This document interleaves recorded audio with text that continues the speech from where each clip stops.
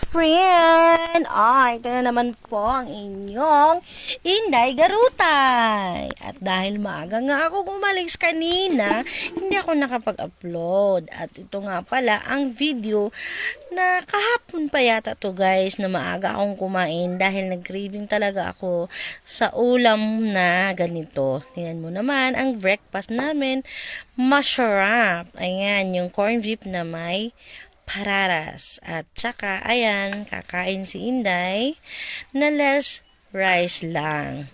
Dahil nga, ako ay maaga sanang aalis, pero dahil sa bagyong Igay, ako ay naantala. At naisipan kong kumain na lamang. So, kanina, nagpunta ako at nag-orient dun sa in-applyan ko sa isang mall dito sa Baguio.